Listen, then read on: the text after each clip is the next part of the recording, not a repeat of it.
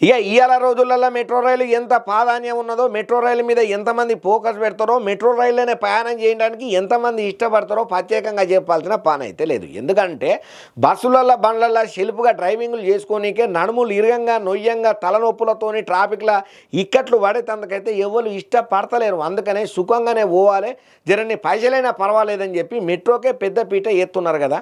ఇప్పుడు ఈ మెట్రో రైలును కూడా మనం అటు చార్మినార్ వైపు ట్రాక్ వేయాలని సర్కార్ పెద్దలు ఎప్పటిదో ఆలోచన చేస్తున్నారు. కాకపోతే అక్కడ ఉన్నటువంటి పరిస్థితుల వల్ల కొన్ని అనివార్య కారణాల వల్ల కార్యరూపం అయితే దాల్చలేదు. కాకపోతే ఈ మెట్రో రైలు ట్రాక్ ఏదైతే చార్మినార్ వైపు వేయాలనే నిర్ణయం ఉన్నదో దీని మీద హైకోర్టు ఒక ఆదేశాలను అయితే జారీ చేసింది. ఇప్పుడు హైకోర్టు చెప్పినటువంటి ఈ మాట హాట్ టాపిక్ అయింది, సర్కారు ఆలోచనలు పడేటట్టు చేసింది. హైదరాబాదు పాత బస్తీల మెట్రో నిర్మాణం పనులు ఏర్పాటు చేయాలని సంకల్పం చేసే కదా సర్కారు. ఇక ఈ ముచ్చట్లలో హైకోర్టు కీలక ఆదేశాలని జారీ చేసింది. అయ్యా, పాత బస్తీల మెట్రో నిర్మాణ పనుల మీద దాఖలైనటువంటి ప్రజా ప్రయోజన వాద్యం మీద హైకోర్టు గురువారం విచారణ జరిపింది. Act for public welfare foundation వేసినటువంటి పిటిషన్ మీద ఉన్నత న్యాయస్థానం విచారణ జరిపింది. అయ్యా, మెట్రో నిర్మాణం వల్ల చారిత్రక కట్టడాలు ఏవైతే ఉన్నాయో అవన్నీ దెబ్బతింటాయని act for public welfare foundation తన పిటిషన్లలో చెప్పుకుంటూ వచ్చిళ్ళు. అయితే రాష్ట్ర సర్కారు తరఫున ఏఏజీ వాదనలు వినిపించిండ్రు. అయ్యా, ఇక పురావస్తు శాఖ ఇరకబట్టినటువంటి చారిత్రక కట్టడాలకు నష్టం లేకుండా చూస్తున్నామని చెప్పి ఈ సందర్భంగా కోర్టుకు క్లియర్ కట్గా చెప్పుకుంటూ వచ్చిళ్ళు. అయితే చారిత్రక కట్టడాలకు కూల్చడం లేదని కూడా మంచిగానే చెప్పిళ్ళు.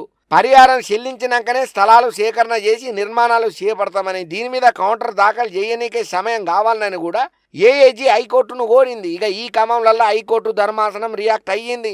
మెట్రో నిర్మాణ పనుల భాగంగా చారిత్రక కట్టడాలకు ఎటువంటి నష్టం చేయకూడదని సూచనలు గట్టిగానే ఇచ్చింది. పురావస్తు శాఖ ఇరకబట్టినటువంటి చారిత్రక కట్టడాల వల్ల ఎటువంటి పనులను చేపట్టొద్దని చెప్పి హైకోర్టు ధర్మాసనం ఆదేశాలను సుతం ఇచ్చింది. ఇక ఏప్రిల్ 22లోగా కౌంటర్ దాఖలు చేయాలని చెప్పి ప్రభుత్వాన్ని ఆదేశం చేసింది. ఇక పిటిషన్ మీద తదుపరి విచారణకు ఈ నెల 22న వాయిదా వేసింది అయ్యా కోర్టు.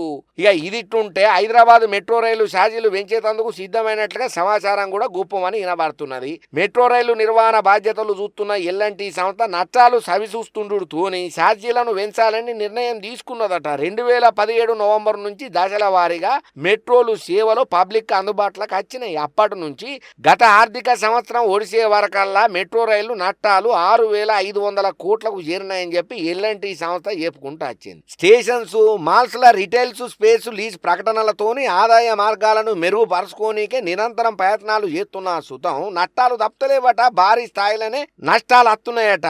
ఇక ఈ ముచ్చట్లలోనే మెట్రో రైలు ఛార్జీలు వెంచక తప్పలేదని చెప్పి సంస్థ చెప్తున్నది. అయితే ఈ మధ్య కాలంలో బెంగళూరులో మెట్రో రైలు ఛార్జీలు 44% పెంచుడుతోని రీసెంట్ గా హైదరాబాద్ మెట్రో కూడా రైలు ఛార్జీలు పెంచేందుకు రెడీ అయిందట. తొందరలోనే ఛార్జీలు పెరిగే అవకాశం కూడా పక్కా ఉన్నదని అంటున్నారు. మీరు ఎన్ని ఛార్జీలన్నా ఏమన్నా పెంచుకోండి, పబ్లిక్ తక్లీఫ్ అవుతుందని అంటే మెట్రో ఖాతా ఊర్చిపోతుంది, అసలు ఎక్కేటోళ్ళు కూడా ఎక్కరు, సప్పటిదాకా ఉత్త ట్రైన్ ఆడికీడికి తిప్పుకోవాలని చెప్పి కారెడ్డాలు ఆడుకుంటా ఎప్పుడైతే మెట్రో రైలు రేట్లు పెంచుతుంది, ఛార్జీలు ధరలు పెరగబోతున్నాయన్న ముచ్చట ఇన్న ప్రతి ఒక్క సామాన్య ప్రయాణికుడైతే కోపంతోనే రగిలిపోతున్నాడు. ఇప్పటికే మెట్రో రైళ్లలో తిరుగుతుంటే తడిచి మోపడవుతున్నది, మీరు ఇంకా పెంచుండ్రి, మీరు పెంచిన తర్వాత మేమేందో చూపెడతామని సవాళ్ళు కూడా ఇసిరేటోళ్ళు లేకపోలేదు. అయ్యా, మెట్రో రైలు అధికారులు మీకు దండం పెడితే ఆయన మెట్రోల్ ఛార్జీలు పెంచుడు మీద ఫోకస్ పక్కన పెట్టి మొదలు ఊకుకే రైలు ఆగిపోతుంది. అయ్యా, దాని సంగతి చూడండి అయ్యా. రైలు ఆగకుండా జప్పున పోయిన తర్వాత అప్పుడు ఆలోచిద్దురు మెట్రో ఛార్జీలు పెంచాలన్నా తగ్గించాలన్నా అని చెప్పి కొంచెం కారెడ్డాలు ఆడుకుంటా కామెంట్లు కూడా పెడుతున్నారు. అయ్యా, ఈ ముచ్చటరికైనా మెట్రో రైల్లో ప్రయాణం చేసే ప్రతి ఒక్క ప్రయాణికుడు